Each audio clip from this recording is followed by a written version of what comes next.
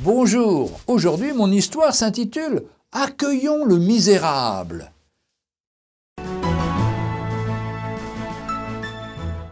J'ai lu dans une revue l'histoire suivante. Il y a de nombreuses années, le pays souffrait de disette. Par une rude et froide journée d'hiver, une pauvre femme inconnue avait parcouru le village, mendiant de porte en porte. Ses vêtements étaient propres, mais usés et rapiécés. Comme la neige tombait en abondance et que le vent soufflait avec force, la pauvre femme avait serré autour de sa tête un fichu qui cachait en partie les traits de son visage. Elle tenait à la main droite un bâton et au bras gauche un panier. Dans la plupart des maisons, on ne lui donnait qu'une misérable aumône. Il y en eut même quelques riches fermiers qui la renvoyèrent avec dureté. Un seul villageois, et ce n'était vraiment pas l'un des plus riches, la fit entrer dans la cuisine où régnait une douce chaleur, et la fermière qui sortait du four un beau gâteau doré à point en donna un gros morceau à la mendiante, qui, réchauffée, réconfortée, reprit sa route. Quelques jours plus tard, les villageois furent tout surpris de recevoir une invitation de Madame la Comtesse qui les priait de souper à son château. C'était bien la première fois que la châtelaine faisait une telle invitation. Les braves paysans mirent leurs plus beaux vêtements et, un peu intimidés, arrivèrent au château à l'heure indiquée. Des domestiques, très stylés, les aidèrent à ôter manteaux, chapeaux et bottes et les introduisirent dans la salle du festin. Une grande table avait été dressée. Elle était couverte de pièces d'argenterie, de cristaux et de fleurs. Chacun trouva sa place, indiquée par une jolie carte fleurie.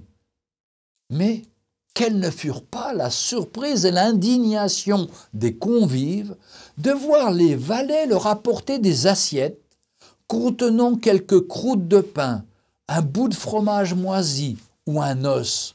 Seule une famille assise près de la châtelaine était servie de mets succulents, dinde rôtie, poisson, salade, dessert. Des murmures s'élevèrent dans la salle. « On se moque de nous, c'est honteux !» La châtelaine s'étant levée, tous les yeux se fixèrent sur elle, car elle semblait vouloir donner une explication. « Mes amis, dit-elle, la mendiante qui s'est présentée chez vous il y a quelques jours, c'était moi. J'ai voulu mettre à l'épreuve votre générosité. Hélas, j'ai été déçu, car seul dans tout le village, une seule famille m'a reçu avec bonté et a partagé avec moi ce qu'elle possédait. Les autres, voyez ce que vous m'avez donné, tout est là. » On imagine facilement les sentiments que ces invités éprouvèrent en écoutant ces paroles.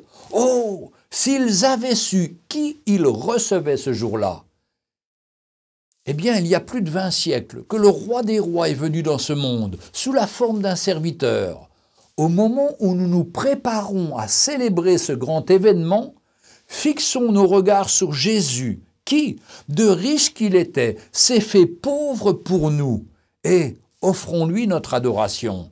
Mais que nos regards se tournent aussi vers l'avenir, vers son retour, sa seconde venue qui sera l'avènement du Fils de Dieu dans la puissance et dans la gloire.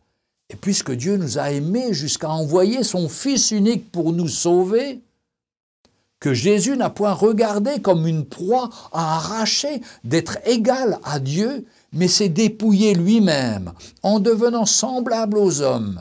Soyons les messagers de cet amour autour de nous et que nos yeux soient ouverts sur les autres.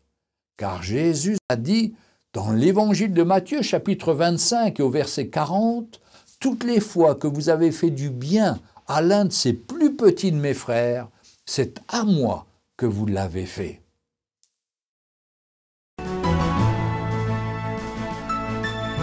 Retrouvez Un jour une histoire sur www.365histoire.com.